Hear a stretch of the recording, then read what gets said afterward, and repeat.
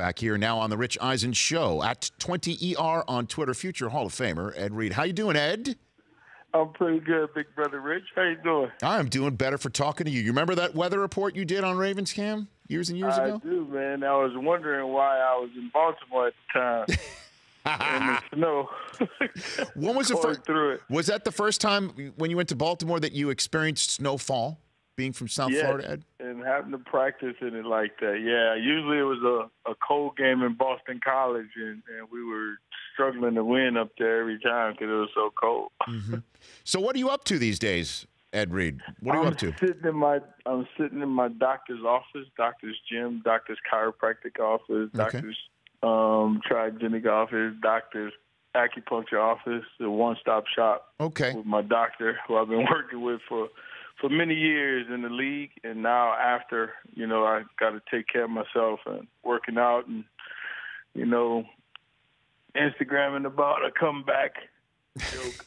But so are you doing all right? I mean, like, seriously, in all honesty, like, physically, do you feel the effects of playing the NFL? Well, for the most part, I know there's a lot of things that, I've been tested for, and I know a lot of things going on that, I need to be compensated for as insurance from the NFL. But since I've been retired, God honest truth, the NFL and the lawyers that work for the NFL, they make it so hard, to be assessed for yourself to be taken care of after playing for 11 plus years, whatever, 12 years. You would think that it would be a lot easier and they'd be more compensated and willing to take care of us as players, but it's not. It's a doggone shame, I say that, not the words I really want to say, but it's a shame that the way it's set up, that they make it so hard for us after football to be taken care of. Everybody, we put our lives on the line for these organizations. We play so hard. We give everything physically. We got guys passing away, years before their time, and concussions and all this. We got kids playing yearly, now in football, and we saying play football, but we're not taking care of our players after, So that's been the most discouraging thing, but I'm still taking care of myself. Thank God I got my health, my mind, at 38, and still able to throw the ball and hang with my son and spend time with the family and travel. And, yeah, I got finances, but, it's more the finances when you're talking about life. So, but I know Steve Bisciotti and what he thinks of you, and he would do anything for you, Ed. But the question was, so what's the disconnect? Yeah, but it's not just the Ravens. It's not Steve Bisciotti that you're going to talk to say, hey, I had an injury, you're going to take care of me. It's not Steve Bisciotti you're going to. It's the NFL, and their lawyers. And their lawyers are not working with you. They don't want to pay you. There's a reason why we get fined the way we get fined. There's a reason why they take the money the way they take the money. There's a reason why it's not – the NFL is not the players' league, and which it should be. We the ones who put all the things on the line. You done made your billions. It's not about the owners. It's not to take away from the owners. They do a lot too, but we got to start taking care of our players. We got to start taking care of our older players. Us as a University of Miami alumni, us as an NFL alumni just lost, Cortez Kennedy at 48. We don't know the reason why yet, but come on now. So we need to do something. Are this going to go on forever? Come on, man. Well, in terms of that, change this. What is the union when you call up the union say, Ed? I actually never really got into the union because I'm not a political guy. I don't do politics. And I know it's a lot of BS that's going through there because I've had people who I know who worked in there, Dominique Foxworth being one. Yeah. And I know a lot of guys who worked through there. So I just know. I know from being in the league. I know from being at the University of Miami before I even came to school, stayed in school 5 years because I knew the league was a business and a dirty one, a very cutthroat business. So there's a lot of things that need to be changed. There's a lot of great things that the NFL do. I'm not about to sit up here and tell you we don't do a lot of great things. But the bad things that we're doing are too bad. And you can see it's too bad because you have so many older guys that's passing away. So I need the NFLPA. I need the NBAPA leader. I can't think of her name right now, to be the NFLPA leader and do the things that she's doing for the NBA. build a facility where NFL players can go if they don't have it, not sure. But allocate money for the older guys, to get assessed by doctors that we pay for. Take money out of all the – come on, man, we're getting millions to guys who never performed. It took me years, years to get out that first contract and try to get paid and all that stuff. Come on, man. So there's stuff we can do. There's things we can do to make our league a lot better, a lot more protective. But we don't reach out to guys like me.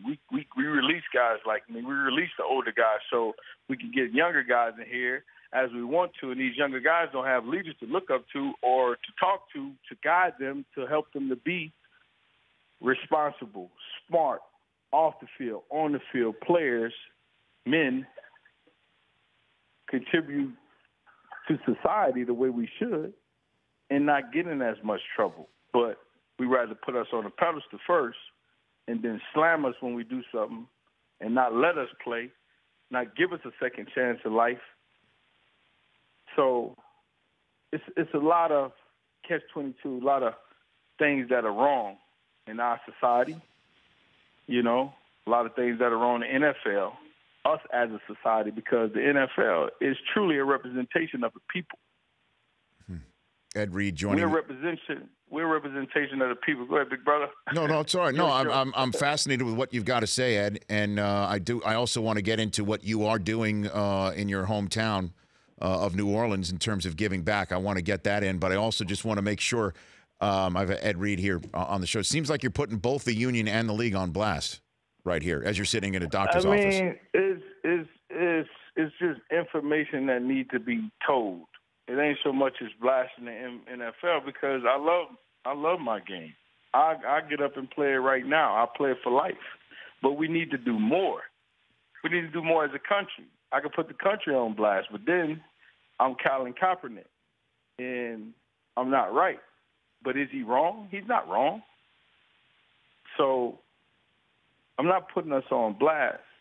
I'm blasting the information that needs to be out there, public service announcement to young kids that play this game, parents that's got their kids playing this game, the owners that's leading this league, the commissioner who's the face, president of this league, of this country. We need the people behind them to support us. Come on now. Enough is enough. Let's start making the right changes so people can really understand why they're putting their kids in it and knowing that their kids are going to be protected after football. Not that, they can make money and they can change lives for their friends and it's a privilege to play. Yeah, we know all that. But what about with my kid not playing? Yeah, he's a millionaire and he got money now, but everybody's not a millionaire. Everybody's not a millionaire when they stop playing. Shoot, half of them don't even know how to take care of their finances. They might want to call Eddie Reed. His financial guys. Right. And I don't need you to I don't want guys to sign with my financial people. I want them to talk to them so they can have the information to go back to their financial advisor or wealth managers or a preacher or whoever is in charge of their finances that they trust in, that they don't know going to spend their money. So what are you doing? What are you doing in St. Charles Parish, Ed? What are you doing back home? My little part. Right now, I'm kind of shutting stuff down to concentrate on building a park. All I want to do is build a park in my neighborhood, and it's been a task, but they've been changing political office. So finally got my guy Larry Cochran in there, and my man Dwayne LaGrange who worked with him to start to get this process going. We finally to the point to where we now about to make strides and put it up, so. I'm glad that we're working with people that really want to do the same things in the parish, and we're putting this park up in my neighborhood because all the other neighboring neighborhoods, Saw Pete, Destrehan, Narco, have parks in their hometown. But in my hometown, they took the park. In the last 10 years, we've had more murders in my town than I could ever imagine or remember. Murders, I'm saying. One of them committed right in front of my old house. So not that I'm obligated to do it, but I'm obligated to my city. to them kids to give them something. If you go back and check, I posted a picture of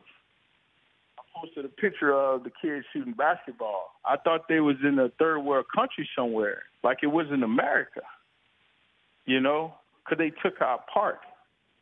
And I'm a victim. My family's a victim of this because my little cousin, who's in jail, 19, 20 years old, or 21 now, doing life. I don't know if he did it or not, but the fact that it happened, he's in there. A kid died. Family suffered on all angles. That shouldn't happen. You're not wrong, Ed Reed. It's not just my neighborhood. It's not just my neighborhood. This is Baltimore. I've been in Baltimore. Booker T. Washington, in the middle of the city. These kids don't have a chance. People in Baltimore don't have a chance. This generation after generation. This is why we're mad or frustrated. Not mad, but frustrated, disgusted, because you're not giving us a chance at all. You're feeding us bad food. The education system is bad. We've had 12 principals in 13 years. How's there stability for the kids? There's no trust. You got kids raising kids, so it's constantly babies man-made, grandparents at 30. Come on, man. I didn't grow up like that. Well, but we want our world to change. We want our communities to change. We got to change the mentality. And I love the fact that you're calling into the show to talk about it. You're partnering with the Cal Ripken Foundation. They built parks over 50. They built over 50 parks across the country. Yeah, man. Ed, amazing. Ed, you can come on this show anytime. EdReedFoundation.org. I miss talking to you. I have love for you, Ed Reed. You know you're my brother, man. Man, we had the greatest times. Poco, I know. New York. You didn't bust the lights over. The lights went out. He brought the house down, Rich. Yes, Ed, that did happen. But, man, I appreciate it, Rich. You know I appreciate it, man, just giving me, you know, the time to get this, to just get it out. You know, it needs to be said. You know, there's so much more. You know, I'm not the guy who's political. This ain't about race. This ain't about color. It ain't about NFL. It ain't about all that. It's just about people and doing the right thing. That's why it means more coming from you, Ed. And like I said, anytime. We'll have you back on in a couple weeks. Anytime you're in Los Angeles, my house is yours. You know that, Ed. Okay? Man, I'm coming to see y'all, Rich. I got to come spend a day at the network and just hang out with you guys, man. You guys always doing the right things, putting us out there. Thanks, Ed. You know, always positive. That's what it's supposed to be. It ain't news. It's not pump negativity. You know, Negativity produces negativity. So if we're putting it on the screen, if we're putting it in the music, that's what we're going to get. Ed, you take care. Yeah. You be well. Too, baby. The Rich Eisen Show, weekdays at noon Eastern on radio stations across the country and audience. If you like that video, be sure to download our app, and I'll be sure to help the NFL figure out what a catch is.